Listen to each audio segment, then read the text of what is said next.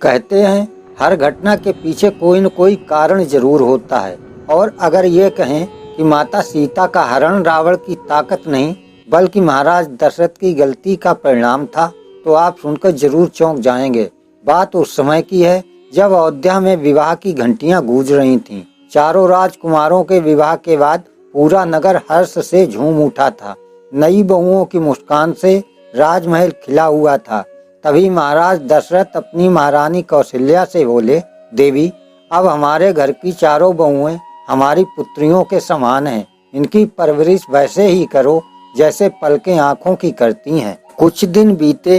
राजा दशरथ के मन में एक विचार आया। उन्होंने सोचा, क्यों न अपनी चारों बहुओं की परीक्षा ली जाए, देखा जाए कि उनमें कौन सबसे अधिक बुद्धिमान और होशियार है। महाराज ने चारों बहुओं को अपने पास बुलाया और आदेश दिया, आज तुम चारों अपने अपने हाथों से मेरे लिए भोजन बनाकर लाओ, देखे कौन सी बहू कितनी कुशल है। चारों ने आदेश स्वीकार किया और रसोई में लग गईं। सबसे पहले भरत की पत्नी मांडवी ने भोजन तैयार किया, थाली में व्यंजन सजाए और लेकर आई, परंतु भूलवश पानी देना भूल गई। राजा दशरथ मुस्कुराए और बोले, ठीक है बेटी, हम थोड़ी देर में खाते हैं, और थाली एक तरफ रख दी। फिर उर्मिला और सुतकीर्ति आईं, दोनों ने भी वही गलती दोहराई। भोजन तो लाई पर जल नहीं। अब महाराज की निगाहें अपनी बड़ी बहू सीता पर थीं।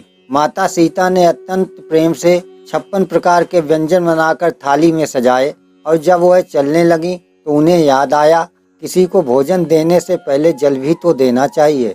उन्होंने एक हाथ में थाली और दूसरे हाथ में जल का पात्र लिया और रसोई से बाहर निकली। महाराज दशरथ ये सब देख रहे थे। उन्होंने सोचा, मेरी बड़ी बहू सीता सच में सबसे बुद्धिमान है। एक हाथ में भोजन और दूसरे में जल, यही है ग्रह लक्ष्मी। तभी एक तेज हवा का झोंका आया। उस हवा के साथ एक छोटा सा तिनका उड़ता हुआ भोजन की थाली में गिर पड़ा। माता सीता चौंक गईं, अरे ये क्या हुआ, अब तो भोजन अशुद्ध हो गया। वह असमंजस में खड़ी रह गईं। हाथ दोनों व्यस्त थे, एक में जल एक में भोजन। तिनका उठाएं तो उठाएं कैसे। माता सीता कोई साधारण स्त्री तो थी नहीं, स्वयं लक्ष्मी की अवतार थी। क्रोध में उन्होंने अपनी दृष्टि से उस तिनके को देखा और वह तिनका वहीं जलकर भस्म हो गया। महाराज दशरथ ने यह दृश्य अपनी आंखों से देखा। फिर सीता ने भोजन प्रस्तुत किया। महाराज दशरथ ने थाली एक ओर रख दी। सीता बोली, पिताश्री, क्या मुझसे कोई भूल हो गई? दशरथ ने गंभीर स्वर में कहा, हाँ बेटी, मैं तुम्हारे हाथ का भोजन तभी करूंगा जब तुम मुझे एक वचन दोगी। कौन सा वचन पिताश्री?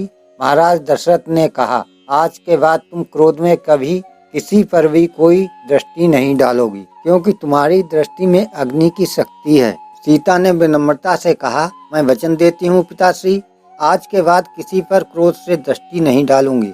वर्षों बाद लंका की अशोक वाटिका में वही सीता कैद थी। रावण तलवार लहराकर कह रहा था, सीते, एक बार मेरी ओर देख, लेकिन सीता ने अपना सिर झुका लिया।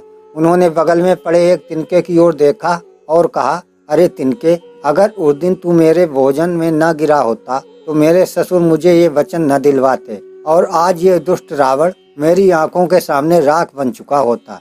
इस प्रकार रावण की शक्ति नहीं बल्कि महाराज दशरथ की एक भूल सीता माता के कष्टों का कारण बनी। होनी को कोई टाल नहीं सकता, पर कभी कभी एक छोटी सी गलती पूरे जीवन की दिशा बदल देती है। तो मित्रों, ये थी वह कथा जिसे सुनकर समझ में आता है कि हर कर्म, हर वचन भविष्य के किसी क्षण में अपना परिणाम जरूर दिखाता है। अगर आपको ये कथा पसंद आई हो तो इसे शेयर जरूर करें। जय श्री राम।